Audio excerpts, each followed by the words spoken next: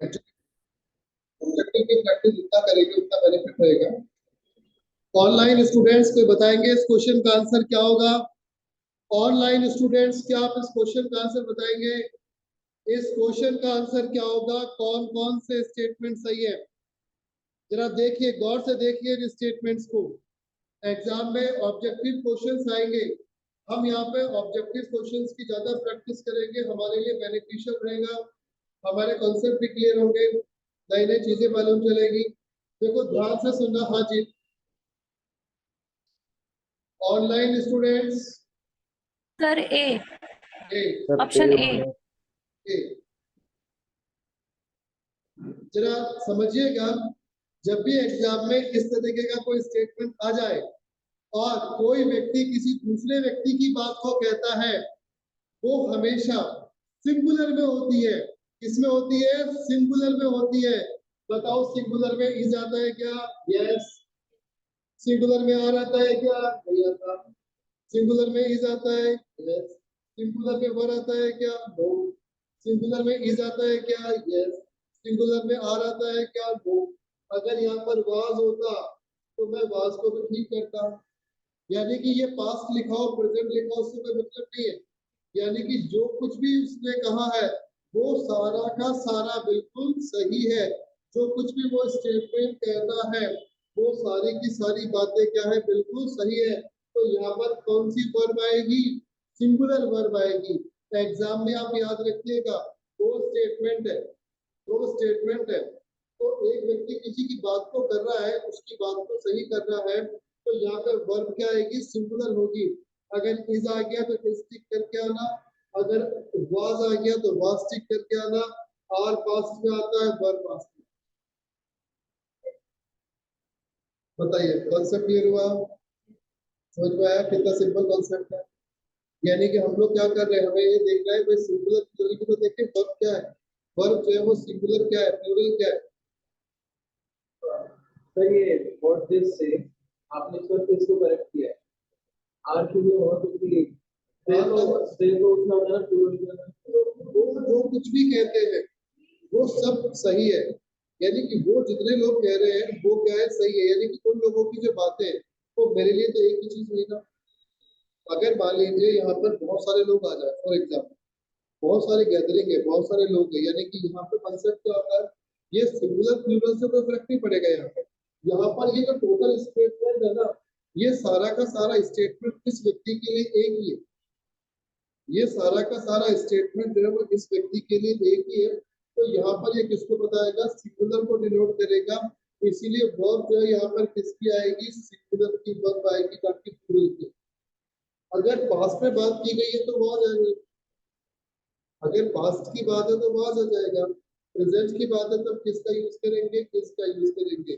तो वो जो कहते हैं या वह जो कहता है वो बिल्कुल क्या है? सही है। तो यानी कि यहाँ पर क्या ये सारी की सारी बातें यूनाइट हो जाएगी, एक हो जाएगी, और इसके लिए क्या हो जाएगा? सिंगुलर। दे वगैरह के साथ अपने वर्ब की सेकंड को यूज कर सकते हैं। एक के साथ में मतलब पास्ट टेंस यूज कर सकते हैं, क्यों नहीं कर सकते? पास्ट को किसी के साथ भी यूज करो, सिंगुलर प्लूरल किसी के साथ भी। एक और चीज दो ऑप्शन एक साथ भी कर सकते हैं।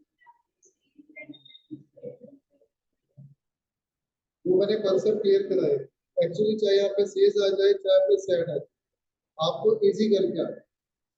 एक ऑप्शन में वो इज देगा, एक में आर देगा, एक में वर देगा, एक में हैव देगा। तो जहां पर सिंगुलर लिखे वही आपका आंसर। इज और वर वास कभी एक साथ नहीं आ सकते। दो सिंगुलर कभी देगा नहीं तो एक साथ। एक सिंगुलर देगा, तीन प्लूरल देगा, आप तुरंत समझ जाना कि सिंगुलर हमारा आंसर है। क्लियर?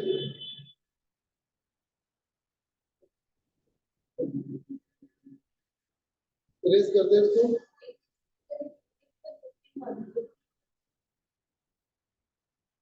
चलो दिखा देते हैं।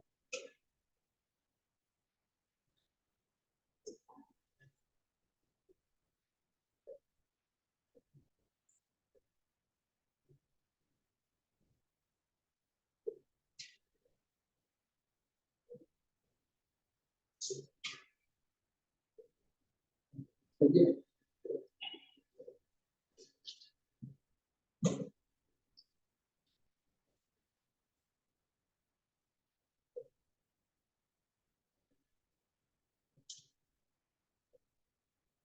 चलिए मैं रूल लिखाता हूँ, लेकिन उससे पहले मेरा एक छोटा सा क्वेश्चन है, तो मैं आपसे पूछना चाह रहा हूँ, फिर मैं रूल लिखा देता हूँ। मुझे मालूम चलेगा कि भाई अपने को हमको मतलब थोड़ा सा देख लेते हैं। सर मेरा प्रश्न है 50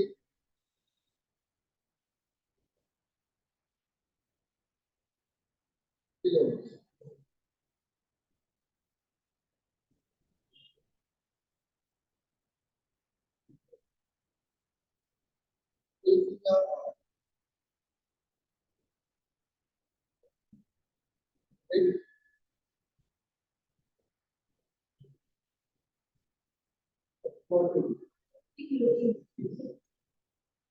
इस आएगा कि आ आएगा 50 किलो बोलते हैं, 5 50 किलो। आंसर क्या आर आएगा? Are are. इस आएगा कि आर आएगा? Sir is very good. Is आएगा सर। बता रहे हो बढ़िया। इसमें किसका आंसर, क्या आंसर आएगा? इज आएगा, याद रखो। जब भी मेजरमेंट होगा, मेजरमेंट हमेशा सिंगुलर में होगा। मेजरमेंट हमेशा सिंगुलर में होगा। हम किसका यूज करेंगे? सिंगुलर वर्ब का यूज करेंगे। क्लियर है? सर हाँ जी। इस सेंटेंस में 50 किलोज इज अ नहीं होना चाहिए, इज अ बिग क्वांटिटी। बिल्कुल होना चाहिए।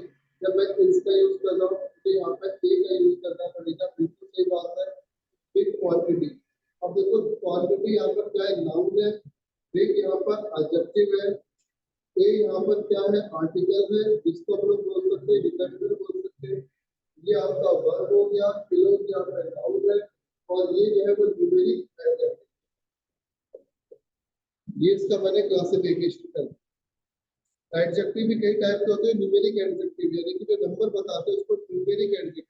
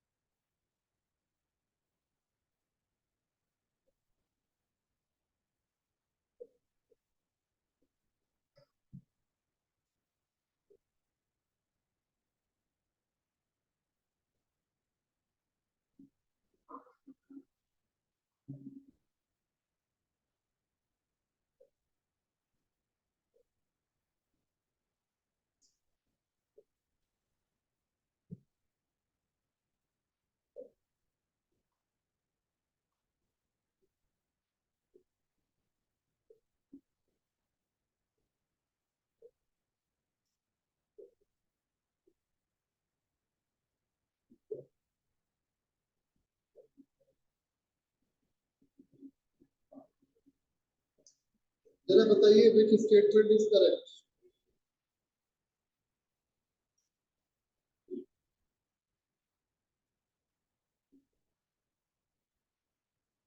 Sir A and B.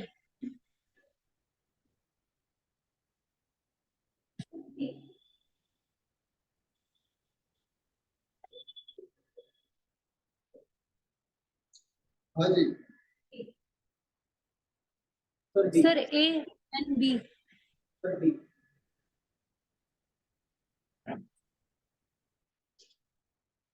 बताइए भाई, सभी बताइए आंसर।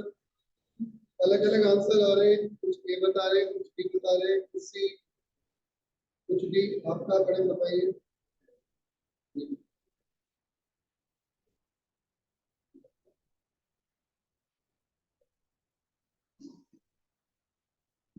सर ए।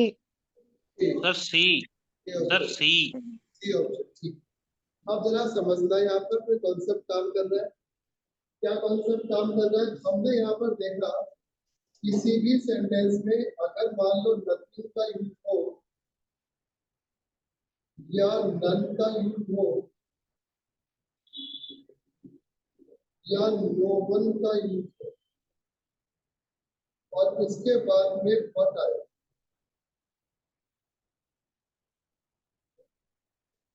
इसके बाद में किसका यूज है, बट का यूज है। और यहाँ पे भले ही प्लूरल नाउन आ जाए, हमेशा किसका यूज होगा, सिंगुलर वर्ब का यूज होगा। क्या रूल क्लियर है, ये हमने पहले भी डिस्कस किया था, आपको दोबारा से उसको अच्छे से समझ लेना है। आराम से नोट डाउन करिएगा। कॉन्सेप्ट क्या है, किसी भी सेंटेंस में जब भी कहा जाए नन आ जाए, नो वन आ जाए और उसके बाद में बट हो, क्योंकि बट क्या होगा, नेगेटिव को बताता है, इसलिए नेगेटिव के साथ नेगेटिव आता है, बट के अलावा और कोई दूसरा जो है वो नहीं आएगा। प्लूरल नाउन आ गया तो वर्ब किसकी आएगी, सिंगुलर वर्ब की आएगी। क्लियर है, बताइए आर सिंगुलर है कि प्लूरल है, आर सिंगुलर है कि प्लूरल है, क्या आर आएगा, क्या नहीं आएगा। वर्ब बताओ सिंगुलर है कि प्लूरल है, क्या वर आएगा, क्या नहीं आएगा। है बताओ सिंगुलर है कि प्लूरल है, प्लूरल है, क्या प्लूरल आएगा, नहीं आएगा। इस बताइए सिंगुलर है कि प्लूरल है, तो क्या आंसर आएगा। इस टाइप के क्वेश्चन आरपीएससी में कई बार पूछे गए हैं, आपके एग्जाम्स में कई बार पूछे गए हैं।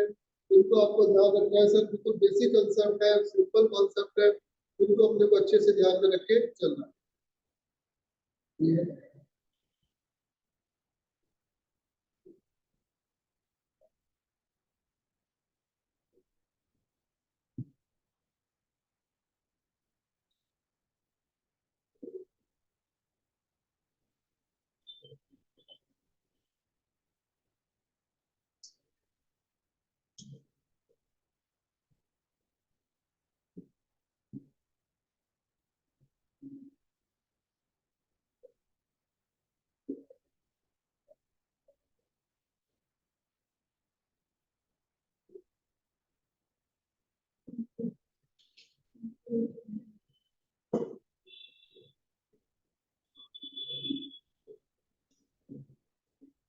राइट, चले आगे।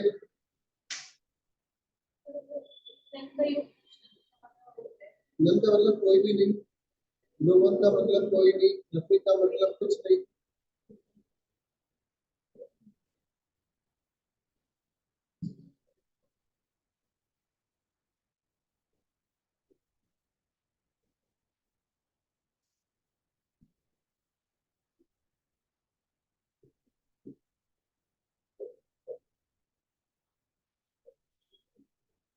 Reading and writing is different thing to me.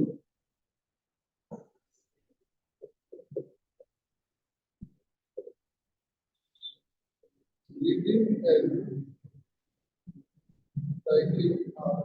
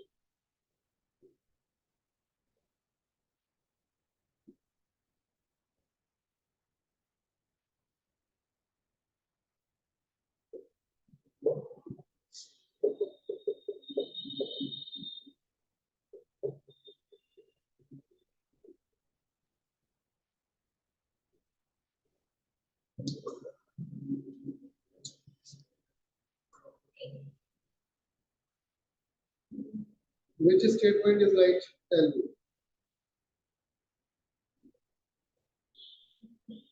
Sir, and second and fourth.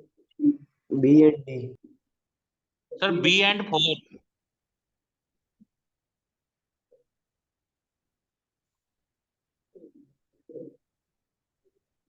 Sir second और थर्ड। सेकंड और थर्ड बता रहे हैं। अब B sir option, A A A option, और ए एंड सी।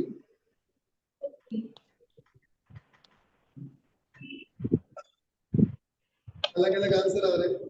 एक्चुअली क्या अच्छा क्वेश्चन है, मैं डिफरेंट थिंग लिख Sir, रहा A था। and D. A and D, okay very good. तो ध्यान से समझना, एग्जाम में इस टाइप के क्वेश्चंस आते हैं। मेरा प्रश्न क्या है, रीडिंग एंड राइटिंग, लिखना और पढ़ना दो अलग अलग चीज है। जरा शब्द पर जाओ, शब्द क्या लिखा हुआ है, डिफरेंट। डिफरेंट का मतलब क्या होता है, अलग अलग। अब मुझे एक बात बताइए, जब कोई भी चीज अलग अलग होगी तो वो एक साथ काउंट होगी कि अलग अलग काउंट होगी? अगर कोई भी चीज अलग अलग है, मेरे पास में दो पेन है अलग अलग, एक ब्लैक एक ब्लू है, ब्लू है ब्लैक, एक साथ काउंट करोगे कि अलग अलग काउंट करोगे? अलग अलग काउंट करोगे। अब देखो एक बात और सुनो, मैं बोलता हूँ राम एंड श्याम अलग अलग है, एक ही है? अलग अलग है। शाहरुख खान आमिर खान एक ही है कि अलग है? अमिताभ बच्चन धर्मेंद्र एक ही है कि अलग अलग है? विपाशा बसु और दीपिका पादुकोण अलग अलग है कि एक ही है?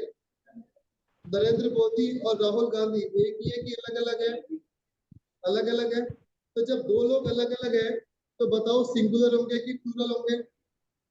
प्लूरल होंगे। प्लूरल में बताओ इज आता है कि आर आता है? तो आपका आंसर क्या हो जाएगा, आप इसके बता रहे हो।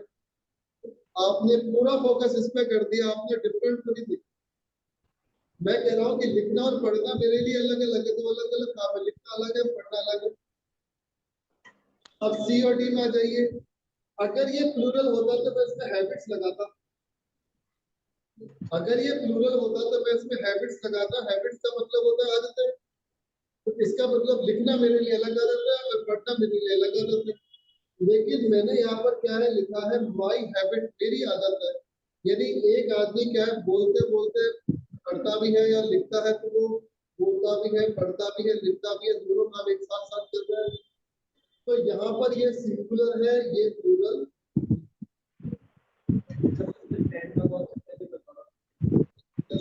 वही तो बात है, एग्जाम में ऐसे क्वेश्चन आते हैं। आया जैसे आपने मेरे को कपल वाला करवाया था, फादर एंड मदर, हम कुछ सीखने के लिए उसमें हमने पूरा लिखवाया था। Yes. अक्सर क्या गलती ऐसी होती है, एक्चुअली पता है क्या होता है, आज जैसे अपन ने हैंड को समझा, लेकिन आपने ये देखा कि मैंने हैबिट लिखा हुआ है। एक तो होता है हैबिट या हैबिट्स। भाई मान लो किसी से आप इंटरव्यू में किसी से पूछा आपकी हैबिट्स क्या है, वो बोलेगा गाना सुनना, सुबह सुबह घूमने जाना, डांस करना, दोस्तों से मिलना, ये सब कुछ करना। तो बहुत सारी हैबिट हो गई, तो हैबिट्स बोलेंगे नहीं बोलेंगे।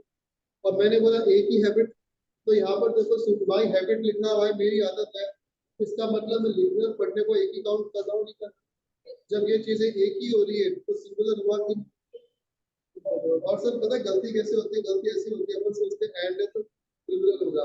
पता है एग्जाम में इसको छोटी छोटी गलतियां बोलते हैं कि आता हुआ अपन गलत कर दिया। कई बार क्या होता है कि एग्जाम में आता हुआ सेंटेंस गलत करके आ जाते हैं, क्योंकि हमारे को ये लगता है कि भाई सेंटेंस को अच्छे से नहीं पढ़ते, जल्दबाजी करते हैं और तो मिस्टेक्स हो जाती है। ये हमारा बेसिक कॉन्सेप्ट है जो समझ में आना चाहिए। एंड के साथ आईएनजी का कोई फर्क थोड़ी पड़ता है। नहीं, ये एक्चुअली क्या है, वर्ब नहीं है ये। यहाँ पे जो मैंने बताया आपको, रीडिंग एंड राइटिंग के नाउन है अपने आप, लिखना और पढ़ना। लिखना और पढ़ना अपने आप में क्या है, नाउन। सर अगर ये डिफरेंट की जगह ऐसे आ जाता सेम थिंग फॉर मी तो फिर आर आता ना, क्या तब मैडम, तब भी इजी आता। क्या जी? सर ये जो फर्स्ट सेंटेंस है इसमें डिफरेंट की जगह सेम थिंग आ जाता, सेम थिंग फॉर मी लिख देते हैं, मतलब एक ही है मेरे लिए दोनों बातें। फिर इज आता फिर इज आता। अगर सेम लिखता तो इज का यूज करते, डिफरेंट है तो आ रहा है। अगर हैबिट्स होता तो मैं आर लिख के आता। अगर हैबिट्स होता तो मैं आर लिख के आता, तो अलग अलग है। लेकिन हमने हैबिट्स नहीं लिखा, हमने हैबिट लिखा। अगर मैं यहाँ पर डिफरेंट थिंग लिखता तो कंफ्यूजन होती कि वो अलग अलग चीज है। थिंग्स लिखता तो प्लूरल हो जाता, बंदा तुरंत पहचान जाता, तो उसने थिंग ही नहीं लिखा ऑप्शन में एग्जामिनर में, ओनली डिफरेंट लिखा। तो डिफरेंट से बंदा कंफ्यूज हो गया कि भाई क्या आना चाहिए आंसर। अब आप डिफरेंट का मतलब है अलग अलग। जब दो चीजें अलग अलग है तो वो अलग अलग काउंट होगी। और अगर आप सेम लिखोगे, इसकी जगह अगर मैं सेम लिखता तो हमारा आंसर होता इज सेम फॉर यू, अब ये ठीक हो जाता। ये किससे क्यों पता? अब इस सेम फॉर यू मेरे लिए बराबर है, लिखना पढ़ना सेम का मतलब मैं एक साथ देख रहा हूँ और डिफरेंट मतलब अलग अलग देख रहा हूँ। यहाँ पे एक्चुअली क्या एंड जो है ना वो सब्जेक्ट नहीं है, इसके बाद में जो पर्टिकुलर जो यूज कर रहे हैं ना उसके आधार पर हम इन दोनों चीजों को देख रहे हैं कि वो दोनों एक साथ काउंट होगी या वो अलग अलग काउंट होगी। अगर यहाँ पर हमने डिफरेंट लिखा तो डिफरेंट का मतलब है वो अलग अलग है, और अगर मैं लिख रहा हूँ सेम लिख रहा हूँ या मैं लिखता हूँ